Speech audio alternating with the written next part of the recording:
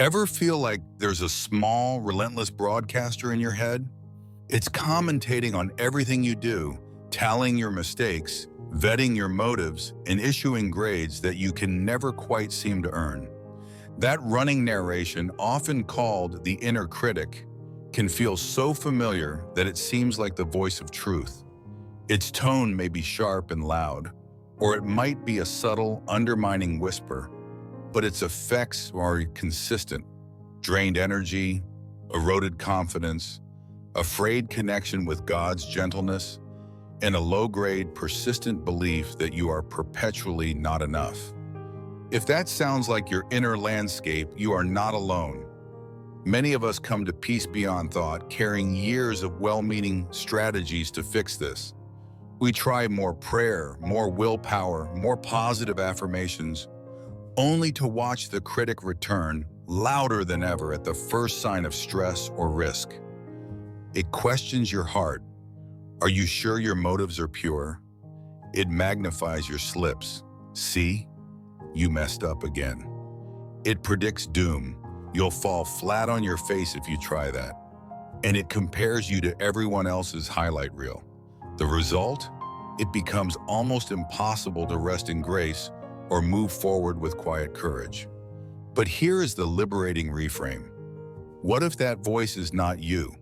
What if it's just a learned, habitual pattern stitched together from old messages, fear, and perfectionism?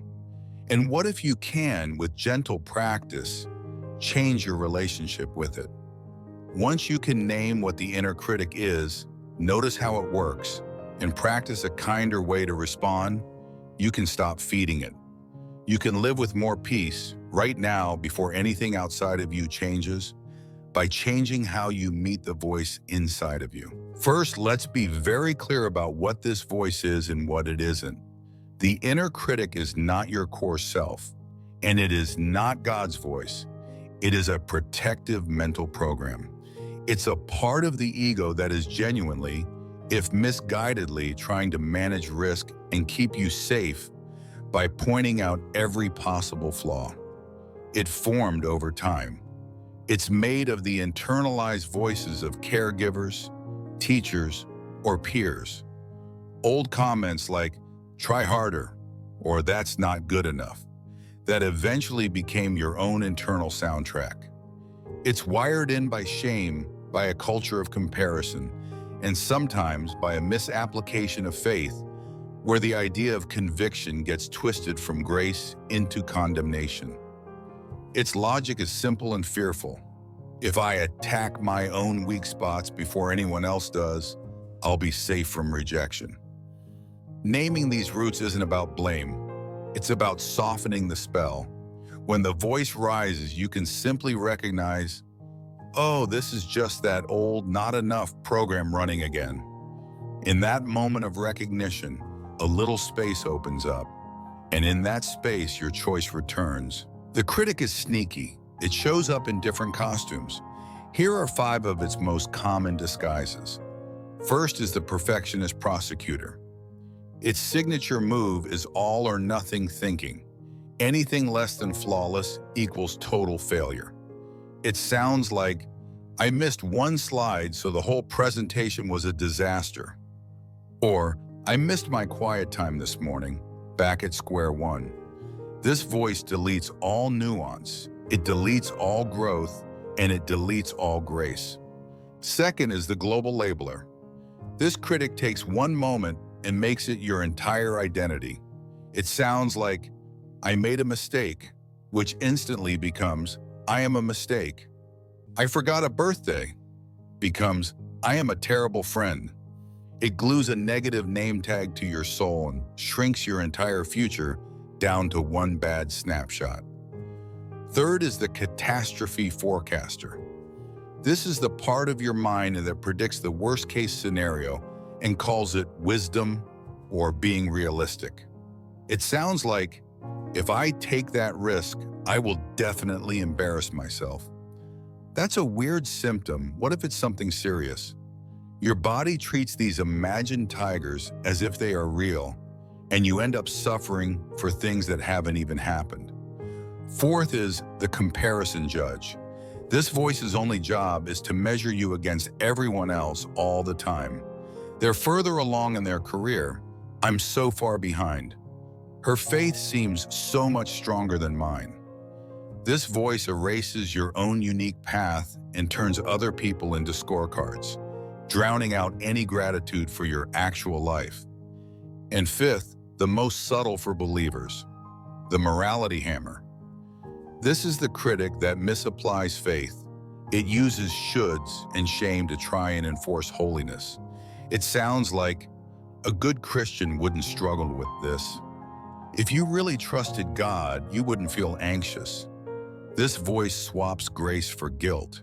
It confuses God's conviction, which is specific, hopeful, and leads to repair, with condemnation, which is global, hopeless, and leaves you stuck. When these voices run your day, they steal your peace, they shrink your willingness to take faithful risks, they blur out God's quiet, loving voice, and they exhaust your body by keeping it in a state of chronic stress. Freedom begins with a new response, not fighting back, but meeting the critic with a new posture. You can use the simple 2-minute A.C.E reset anytime you feel that critical voice grabbing the wheel. A is for acknowledge. Just pause. Take a breath. Feel your feet on the floor. Name what is happening, kindly and without judgment. The inner critic story is present right now. Get specific. This is perfection, panic about that email. This is a comparison spiral after scrolling. C is for compassionately question. Get curious, not argumentative. Ask one or two of these gentle questions. Is this thought 100% true, beyond any doubt? Is believing this thought right now helpful? What would love or God's grace say about this? What is the feeling underneath this critique? Is it fear? Is it fatigue? You're just trying to loosen the thought's grip, even by 10%. E is for embrace grace. This is the anchor. You can literally place a hand over your heart. This is a real physiological signal that soothes your nervous system. Now, anchor your mind to a simple, powerful truth. Breathe it in. In Christ, there is no condemnation. God's grace is sufficient for me, right in this exact place. I am loved, and I am learning. Peace, be still. Breathe in grace, breathe out the harshness. And from that quieter place, choose one kind, concrete next step. Let's see this in real life. Imagine you lead a small group and one of the discussions feels flat. Driving home, the critic turns up. You are not cut out for this. Everyone was bored. You completely failed. You can use the reset, acknowledge, okay, the critic story is here. It's telling me I failed. Question, is that 100% true? Was the entire night a failure?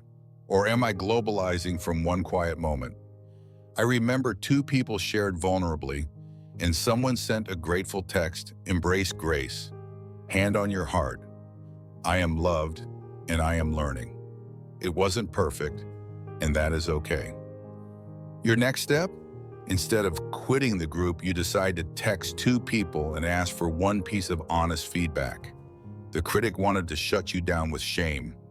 Your compassion just turned the moment into growth. The critic will tell you that its harshness is what keeps you safe, that it's what keeps you responsible. The truth is the opposite. Harshness creates burnout and hiding.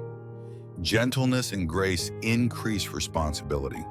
When you feel safe in your own skin, you tell the truth sooner, you repair relationships faster, you risk wiser, and you can actually hear God's quiet guidance. God's voice restores. The critic's voice reduces. God's conviction is specific and hopeful.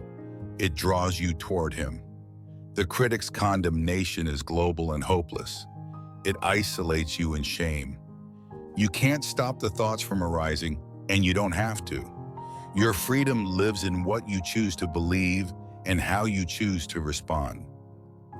The inner critic will visit, But you don't have to give it a key to the house.